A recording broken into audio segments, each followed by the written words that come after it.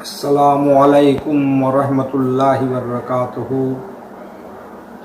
नहमदुहु व नुसल्ली अला रसूलिहिल करीम व अला आलिहि व अस्हाबिहि व अज़वाजिहि व ज़ुर्रिय्यातिहि व अहले बैतिहि अजमईन। अम्मा बाद, फ़अऊज़ु बिल्लाहि मिनश शैतानिर रजीम। बिस्मिल्लाहिर रहमानिर रहीम। अला इन्ना औलिया अल्लाहि ला खौफुन अलैहिम वला हुम यहज़नून अल्लज़ीना आमनू व कानू यत्तक़ून। सदक़ल्लाहु मौलाना अज़ीम व सदक़ रसूलुहुन नबियुल करीम।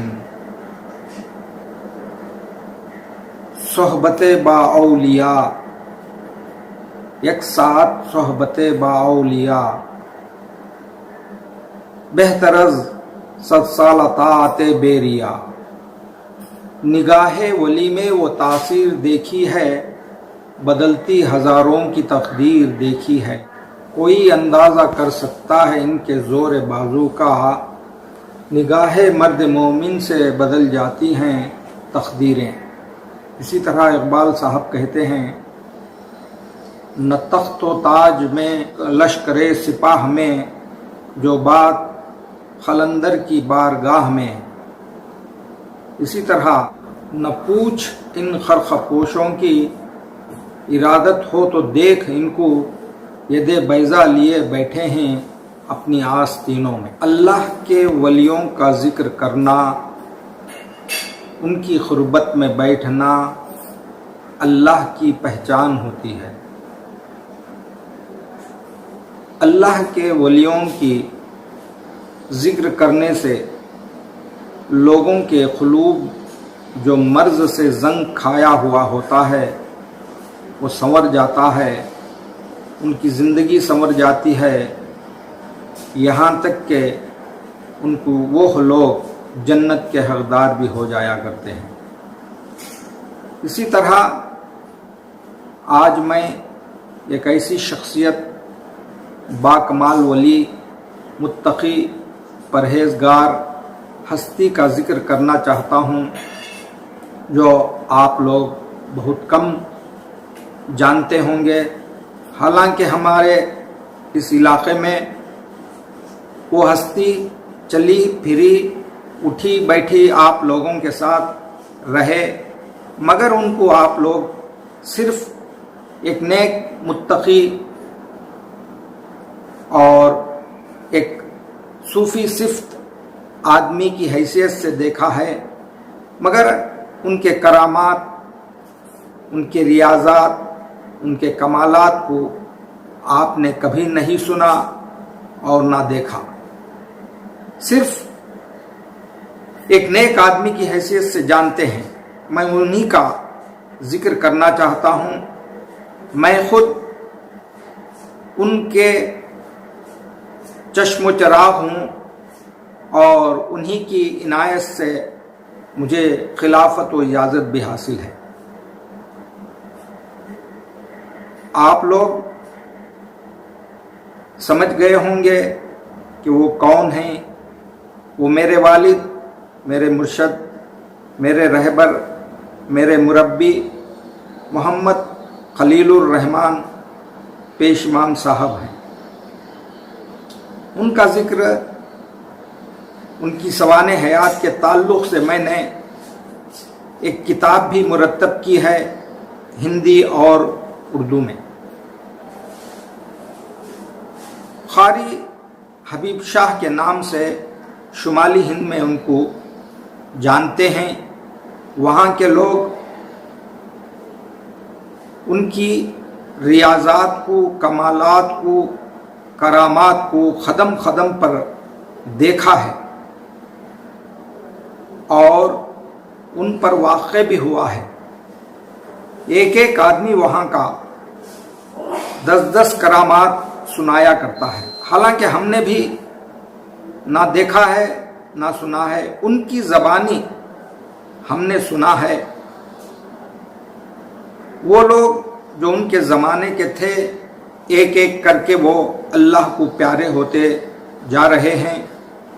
इसलिए उनके करामात को बाकी रखने के लिए, आने वाली नस्ल तक पहुँचाने के लिए میں نے کتاب کا بھی سہارا لیا اور اس جدید ٹیکنالوجی کو بھی استعمال کر رہا ہوں۔ قاری حبیب شاہ، جن کا اصلی نام محمد خلیل الرحمان ہے، آپ ریاست حیدرآباد کے مشہور مدرسہ نظامیہ میں آپ طالب علم تھے۔ وہاں پر آپ قرأت کا کورس کر رہے تھے، تو اس زمانے میں نواب عثمان علی خان صاحب نے تمام دنیا کے چوٹی کے قراء کو ایک جگہ جمع کیا اور قرأت کا مقابلہ کا انعقاد کیا۔ تو اس وقت جامعہ نظامیہ سے خلیل الرحمان عرف حبیب شاہ بابا کا انتخاب ہوا اس مقابلے کے لیے۔ جلسے کا انعقاد کرنے کے بعد نواب عثمان علی خان اس جلسے کے صدر رہے اور انہوں نے ہی اس جلسے کا افتتاح کیا۔ تمام قراء نے اپنی اپنی قرأت سے لوگوں کو محظوظ کیا اور آخر میں مصر کے قاریوں کا مقابلہ ہونے لگا۔ تو ان کے مقابلے کے لیے نظامیہ سے جو طالب علم محمد خلیل الرحمان کو انتخاب کیا گیا تھا، قاریوں کے سامنے پیش کیا گیا۔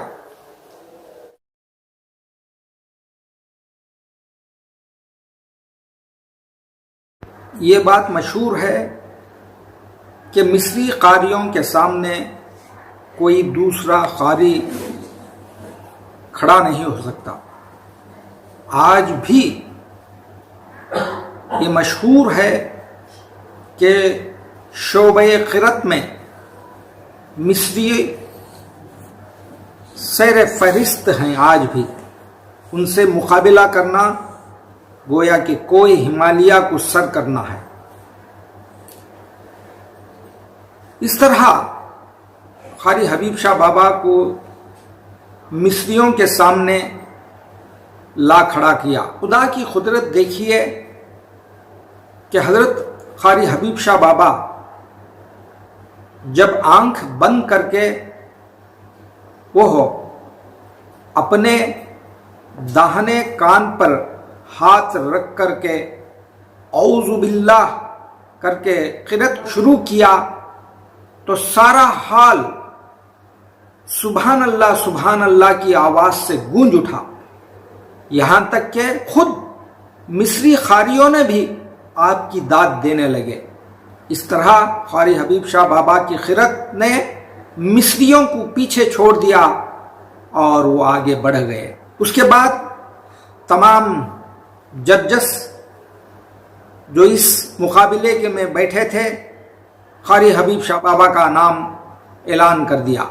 تو اس خوشی میں نواب عثمان علی خان جامعہ نظامیہ کے لیے ایڈ اور وظیفہ میں اضافہ کر دیا، اور اس وقت سے لے کر جب کبھی بھی دربار میں کوئی تقریب ہوتی تو اس تقریب کے افتتاح کے لیے قاری حبیب شاہ بابا کو مدعو کیا جاتا تھا، اور انہی کے قرأت سے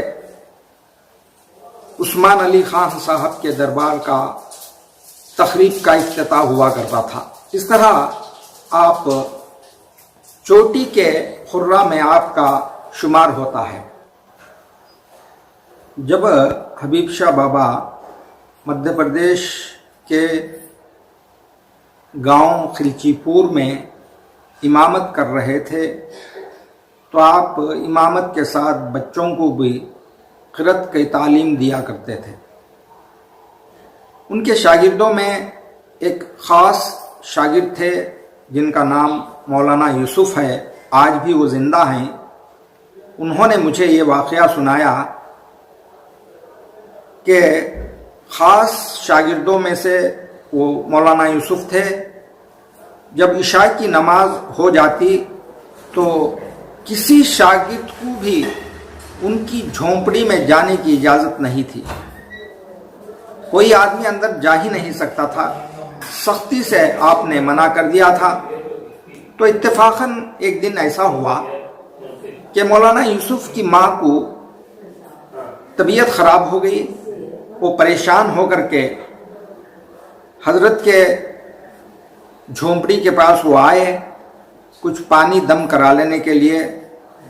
आपने कई मरतबे बाहर खड़े होकर के आवाज़ दी तो अंदर से जवाब नहीं आया। वो समझे कि शायद वो सो गए होंगे, इसलिए झोंपड़ी पत्तों से बनी गई थी। पत्तों को हटा करके आपने देखा तो एकदम डर गए, मबहूत हो गए। उन्होंने देखा कि वहाँ पर हाजी हबीब शाह बाबा नहीं हैं, बल्कि सिर्फ उनका धड़ पड़ा हुआ है, सर कहीं दूसरी जगह पड़ा है, हाथ कहीं और, पैर कहीं और पड़े हुए हैं। वो डर के मारे भागकर अपने घर आ गए। रात भर वो नींद नहीं आई, ऐसे ही सोचते रात गुजार दी। सुबह की नमाज के लिए जब अज़ान की आवाज़ अल्लाहु अकबर की सदाएं मौज़न ने लगाया तो फ़ौरन मस्जिद की तरफ आने लगे। जब मस्जिद में दाखिल होने ही वाले थे कि उनकी नज़र मस्जिद के सहन में कारी हबीब शाह बाबा को कुरान पढ़ते हुए देखा। तो मेरे भाइयों, ये उनकी विलायत और उनकी करामत है कि जब वो इशा की नमाज के बाद अपनी झोंपड़ी में अपने घर में चले जाते हैं तो अल्लाह के ज़िक्र में उनके हाथ पैर अलग हो जाते थे। ये मौलाना यूसुफ का कहना है कि वो तो मादरजाद वली थे। आज भी खिलचीपुर में मौलाना यूसुफ साहब मौजूद हैं। उन्हीं की ज़बानी मैंने भी ये क़िस्सा, ये वाक़िया सुना है। आइंदा भी मैं कारी हबीब शाह बाबा के ताल्लुक़ से उनके करामात को जो मशहूर हैं आप लोगों के गोशे गुज़ार करता रहूँगा। इंशाअल्लाह आप इंतज़ार करें हमारे अगले वाक़िया को सुनने के लिए। उमा अलैना इल्लल